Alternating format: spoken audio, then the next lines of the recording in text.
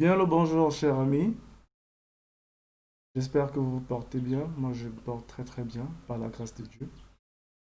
Bienvenue dans cette troisième vidéo d'initiation au trading. Et aujourd'hui, nous voulons aborder la notion de marché financier. Vous vous souvenez que dans nos précédentes vidéos, nous avions, nous avions euh, parlé, nous avions introduit les notions de négociation et de concept de marché. D'accord? Les voilà, elles sont toujours disponibles dans la chaîne Selfie Trading, hein, la playlist formation gratuite au trading. Vous aurez accès aux deux premières vidéos. Pour ce qui nous concerne aujourd'hui, nous voulons parler des marchés financiers. Donc, nous allons commencer. OK. Qu'est-ce que nous avons besoin de savoir sur les marchés financiers? Il est important de revenir sur la définition d'un marché. La deuxième vidéo de cette formation traitait la notion de marché. Donc, nous devons revenir sur la définition de marché. On va donc écrire. Nous avions dit un marché est une place où se retrouvent des acheteurs et des vendeurs, qui vont échanger des produits ou services. C'est la définition que nous avons retenue la dernière fois. Il est donc important de pouvoir ici souligner certains termes.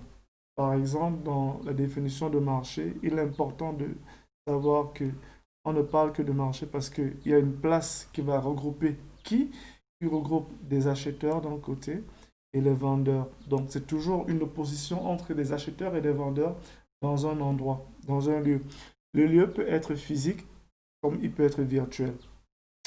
Et donc, ces deux intervenants, acheteurs et vendeurs, vont échanger quoi? Des produits ou des services. Donc, c'est ce que nous avions dit et retenu la dernière fois. Aujourd'hui, donc, spécifiquement, où nous voulons parler de marché financier, il est important de souligner que le marché financier ici fait appel à un type de produit bien précis. Le marché, globalement, dit, nous voulons échanger des produits et des services entre acheteurs et vendeurs dans un lieu, dans une place virtuelle ou physique. Mais ici, nous parlerons spécifiquement d'un type de produit. Donc, on va donc écrire, on va retenir, on va dire que les marchés, je ne sais pas si le jaune est bon pour écrire, donc je vais écrire en bleu. Toujours mieux, c'est mieux, vous voyez mieux. Donc, les marchés financiers sont des marchés qui font appel spécifiquement à des produits, hein, à un produit financier, qui font appel spécifiquement à un produit financier. Voilà. Donc, c'est simplement la nouvelle notion que nous avons entre, c'est la différence qu'il y a entre un marché et un marché financier. Le marché financier fait appel spécifiquement à un produit financier. On va donc souligner le terme produit financier. Bien.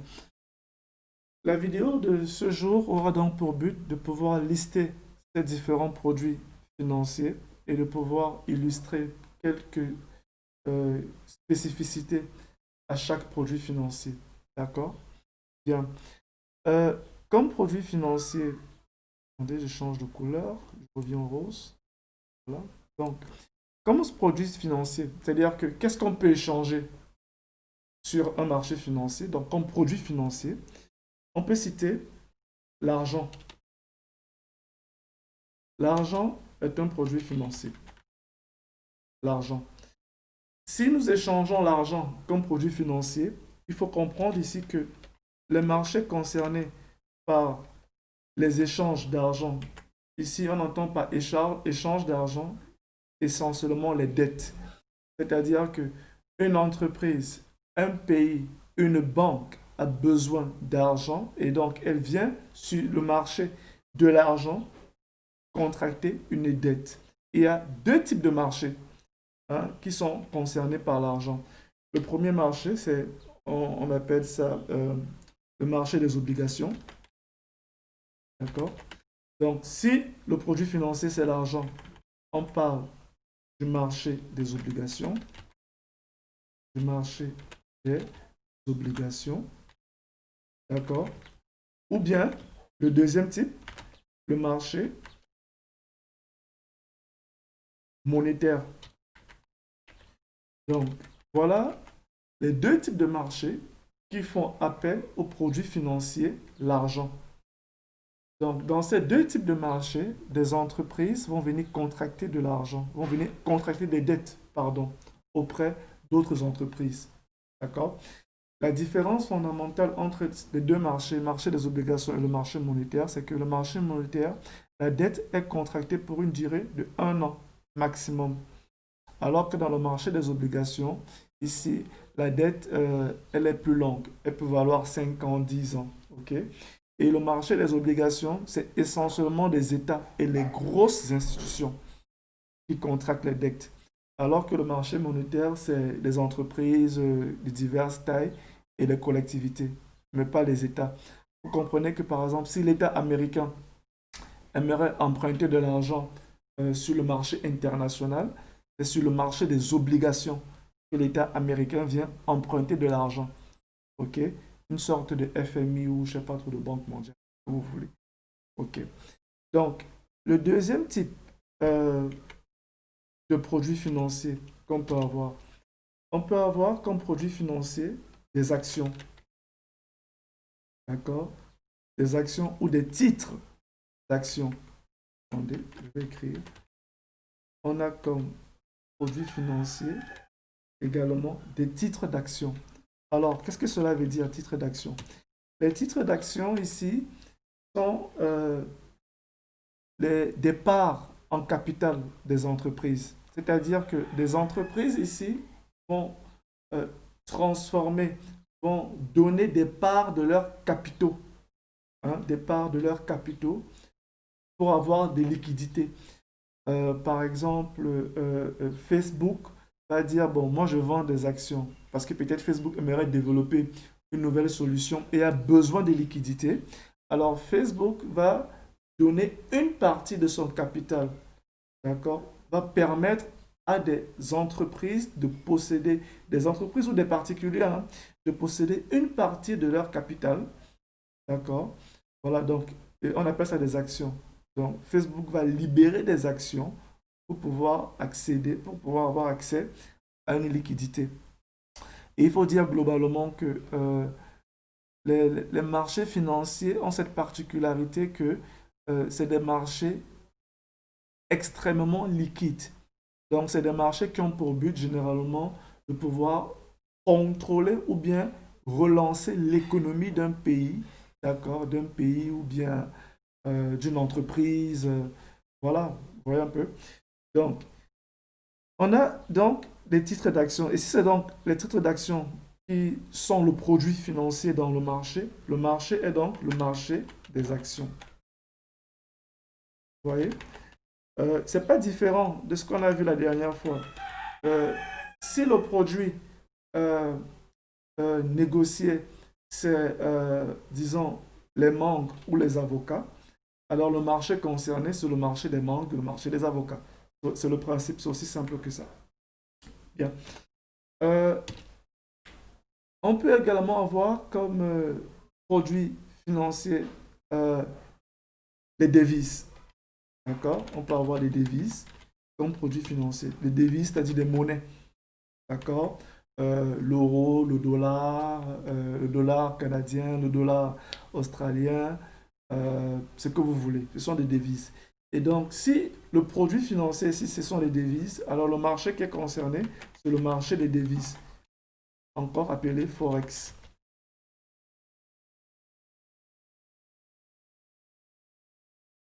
Alors ici, qu'est-ce qui se passe? C'est que euh, on va opposer, d'accord? On va opposer des devises entre elles. Et c'est-à-dire qu'on va par exemple opposer l'euro et le dollar pour voir comment est-ce que l'euro, ou bien comment est-ce que la monnaie euro se comporte par rapport à la monnaie dollar. Généralement, cela est fonction des différentes transactions internationales, c'est-à-dire l'économie. Il y a plein de facteurs qui vont intervenir pour que on voit l'euro qui se comporte mieux par rapport au dollar. Désolé, j'ai ma plateforme de trading qui est ouverte, donc c'est le bruit que vous entendez là. On a donc le marché des devises d'un côté. Si le produit financier ici, c'est la matière première, c'est une matière première, le marché sera le marché des matières premières. Ok, donc matière première, ici on parle du pétrole, du gaz, euh, toutes les matières qui sont nécessaires pour l'industrie, hein, les différents éléments que l'industrie utilise directement pour pouvoir produire. Donc ça qu'on appelle les matières premières. On a le bois est une matière première. On a le pétrole, le gaz, ainsi de suite. On a les matières premières.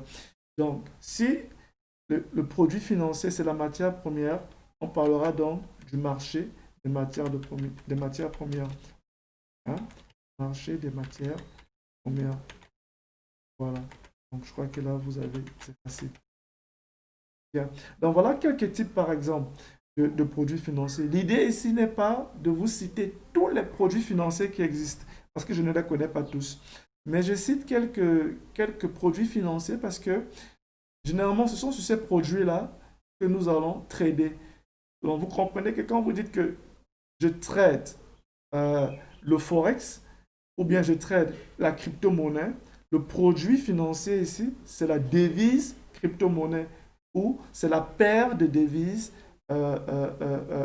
classiques, l'euro, dollar par exemple, ou le dollar, yen japonais. C'est ce que ça veut dire exactement.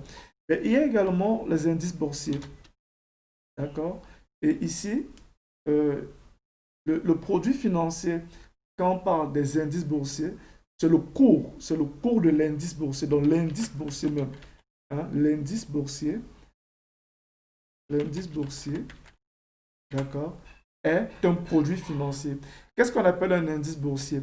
L'indice boursier ici, c'est un indice, c'est un indice de représentation de l'économie d'un secteur bien particulier dans un pays ou bien, je sais pas trop, oui, dans un pays généralement, ou dans un secteur de l'économie. Par exemple, euh, je peux représenter, pour un cas précis du Dow Jones, par exemple, c'est l'indice boursier c'est l'indice boursier, si mon souvenir est exact, des entreprises industrielles des États-Unis. Toute entreprise n'est pas industrielle. Donc, c'est le secteur industriel. Quand je traite, par exemple, le Dow Jones, je traite ici l'indice euh, de l'industrie américaine, les entreprises industrielles. Donc, plus l'indice boursier euh, d'un secteur se porte mieux les entreprises globalement qui composent cet indice ont une économie qui se porte mieux. Donc, un indice boursier, généralement, est soutenu par un ensemble d'entreprises. Parmi les indices boursiers, vous allez par exemple voir, il y a le CAC 40 ici, qui sont les 40 plus grosses entreprises françaises. Vous avez par exemple le DAX 30 ici, qui sont les 30 plus grosses entreprises allemandes. Vous avez le SP 500, qui sont par exemple les 500 plus grosses entreprises américaines. Vous avez le Dow Jones, que je viens de citer, qui représente les industries américaines. Donc, il y a plusieurs indices boursiers comme ça. Et même, il y en a pour le Cameroun. Au Cameroun, il y a un indice boursier. En fait, il y a une bourse, une place boursière à Douala. C'est la Douala Stock, la Douala Stock Exchange. C'est une place boursière et donc, forcément, en fait, une place boursière qui devrait être en principe un indice boursier. En principe. Parce que place boursière ne veut pas forcément dire indice boursier. Les deux ne sont pas synonymes. Donc, la Douala Stock Exchange est une place boursière qui devrait en principe être un indice boursier. Lequel, par exemple, qui pourrait représenter, disons, les 50, je ne sais pas, ou les 100, ou les 500 plus grosses entreprises du Cameroun. Grosso modo, ce serait sur cet indice-là qu'on peut mesurer l'économie camerounaise. Vous voyez? Simplement. C'est-à-dire que pour les investisseurs, un investisseur qui vient au Cameroun, il voudrait voir comment se comporte la bourse, la place, hein, l'indice boursier au Cameroun. Mais malheureusement, déjà, le Cameroun n'a pas de devise. Bon, bref, c'est compliqué. Bref, on parlait des indices boursiers. Voilà, donc voilà quelques produits financiers. Bon, on peut également citer très récemment les crypto-monnaies, hein. Vous pourrez vous renseigner sur euh, les crypto-monnaies. Donc, les crypto-monnaies, c'est un produit financier dorénavant. Et ici, on parle du marché des crypto-monnaies. Du marché des crypto-monnaies. Voilà. Donc, voilà à peu près ce qu'on peut dire sur les produits financiers. Voilà. Ce qu'on peut également dire, les amis, c'est que les produits financiers, généralement, sont divisés en deux grands groupes. On va essayer de les repartir. Ok? Et du bleu. Voilà. Donc, on a deux grands groupes, en général. On parle des indices boursiers, du moins, des produits financiers. D'un côté, on a les produits financiers régulés. D'accord? On a les produits financiers régulés. De l'autre côté, on a les produits financiers non régulés. Produits non régulés. Voilà. Bon, vous comprenez bien que quand je prononce ici le terme régulé, je vais faire allusion à une régulation. Mais qu'est-ce que cela veut dire? Cela veut dire que dans un cas, les échanges de produits entre les intervenants sont soumis à une régulation. Et dans un autre cas, les échanges des produits entre les intervenants acheteurs et vendeurs ne sont soumis à aucune réglementation. C'est simplement ce que cela veut dire. Tout simplement. Donc, si je devrais dessiner, d'accord, je devrais dire que dans les produits régulés, j'ai trois types d'intervenants. J'ai, je vais monter la police, hein. Ok. J'ai les acheteurs, j'ai les vendeurs, mais j'ai également, tout juste en haut ou en bas, je ne sais pas, un organisme de contrôle. On va dire cela, une autorité de contrôle. Voilà. Ok. Donc, dans les produits régulés, j'ai trois intervenants, en fait deux intervenants directs, les acheteurs et les vendeurs qui spéculent sur le produit, qui veulent échanger le produit en question. Et j'ai un troisième intervenant qui est l'autorité de contrôle. Dans les produits régulés, ce qu'il faut dire, c'est que je n'ai que des acheteurs et des vendeurs. Je n'ai pas la présence d'une autorité de contrôle. Naturellement, il y a des avantages, il y a des inconvénients de trader des produits régulés ou des produits non régulés. Euh, Si je trade un produit régulé, j'aimerais quand même, je suis quand même confiant de ce que euh, il y a une autorité de contrôle, c'est-à-dire il y a une entité qui va gérer les échanges. De ce côté-là, le risque est beaucoup moindre, est vraiment moindre. Mais la contrepartie est que je dois payer des commissions, et parfois des commissions très élevées à cette autorité de contrôle. De l'autre côté, j'ai les produits non régulés. Cela veut dire que c'est des échanges directs entre les acheteurs et les vendeurs. Il n'y a pas d'autorité de contrôle. Avantage, je ne paye pas de commission. Mais inconvénient, c'est que la manipulation des échanges se fait essentiellement entre les acheteurs et les vendeurs. Donc, il n'y a pas d'organisation, il n'y a pas d'entité qui va contrôler les prix. Il n'y a pas d'entité qui va contrôler les volumes. Et donc, je peux avoir une sur-mesure, d'accord, sur la valeur du cours du produit. Généralement, c'est l'inconvénient, simplement. Et donc, parmi ces différents produits financiers que nous avons cités ici à gauche, il y a des produits régulés et des produits non régulés. Par exemple, sur le marché des obligations et le marché monétaire, c'est essentiellement, cela résulte essentiellement des accords entre ceux qui veulent emprunter et ceux qui veulent donner les capitaux. Il n'y a pas un organisme qui définit ces échanges, qui définit les volumes et les contreparties. C'est donc un produit non régulé. On va écrire ici, produit non régulé. D'accord? En ce qui concerne le marché des actions, qu'est-ce qui se passe?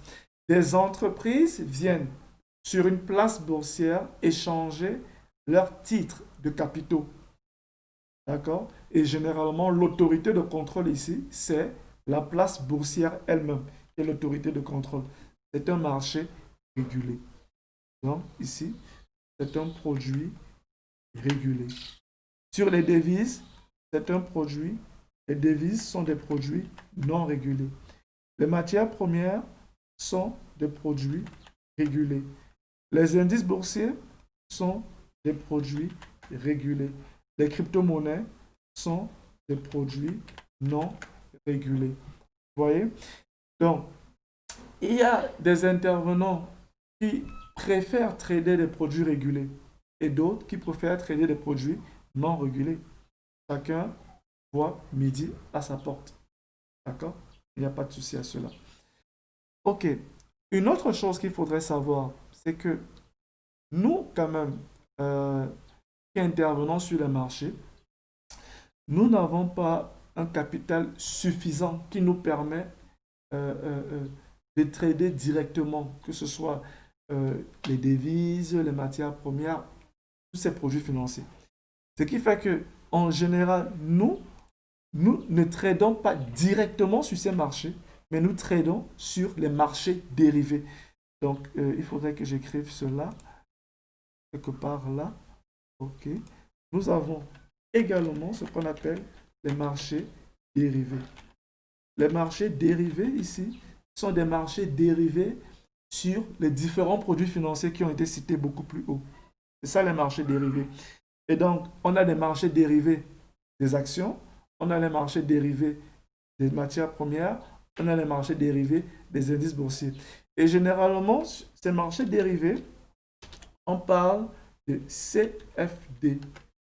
Attendez, je vais écrire ça en plus gros. Vous allez voir ça généralement sur le net. On parle en général de CFD. Hein? Donc, quand on parle de marché dérivé, il faut généralement se dire que ce sont des CFD. Globalement, CFD signifie contrat sur la différence. La différence de quoi? La différence entre le prix d'achat et le prix de revente. On va expliquer ça dans d'autres vidéos. Comprenez simplement que c'est la différence entre le prix d'achat et le prix de revente. Autrement dit, quand j'interviens sur le marché, je n'interviens pas réellement. En fait, quand j'achète un produit, un titre, je ne l'achète pas au prix réel du marché, mais je l'achète au prix où l'intermédiaire entre le marché et moi souhaite me vendre. On appelle ça le spread. D'accord? Donc, c'est une différence de prix. Attendez, je vais un peu dessiner quand même, hein, parce que vous devez être au fait de cela. Je vais utiliser quoi? Bien. On revient là. Donc, quand on parle de contrat sur la différence, il faut se dire que les lignes ici représentent des prix. D'accord? Donc, d'un côté, j'ai le prix réel, d'accord? Et d'un côté, ici en haut, j'ai le prix de revente. Cela veut dire quoi? Cela veut dire que quand j'interviens sur le marché, par exemple, et que j'achète un produit financier sur cette ligne-ci plus haut, en réalité, le produit coûte beaucoup moins cher. Il est en bas. Cette différence ici est la différence qui revient à l'intervenant. L'intervenant maintenant devient le broker, celui qui me donne accès au marché. C'est mon broker. Donc, mon broker ne me donne pas les prix réels du marché. Il a une marge, hein, il gagne sur cette marge ici. Peut-être il faudrait que on, voilà, cette marge ici, c'est la marge de mon broker. Quand j'achète ou je vends, d'accord, il y a toujours une marge, d'accord.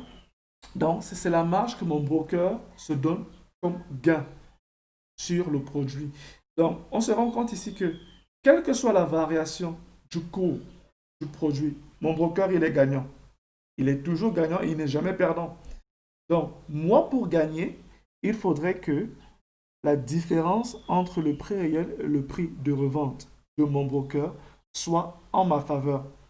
Bref, je vous expliquerai cela dans les prochaines vidéos. Grosso modo, c'est ça qu'on appelle les marchés dérivés. Et donc, nous tradons généralement des contrats sur la différence. Avantage des CFD, c'est qu'on peut entrer sur des marchés avec des sommes comme 10 dollars, 3 dollars, 5 dollars, 100 dollars. Alors que s'il fallait entrer sur le marché au prix réel, il nous faudrait, euh, il nous faudrait avoir des centaines de milliers de dollars. D'accord?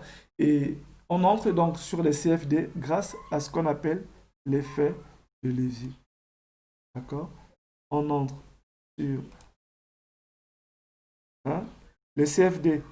Les CFD fonctionnent essentiellement avec ce qu'on appelle effet de levier. Les effets de levier ici sont des facteurs quantitatifs, hein, qui nous permettent d'entrer sur le marché avec, avec des coûts assez moindres. C'est ça qu'on appelle euh, effet de levier.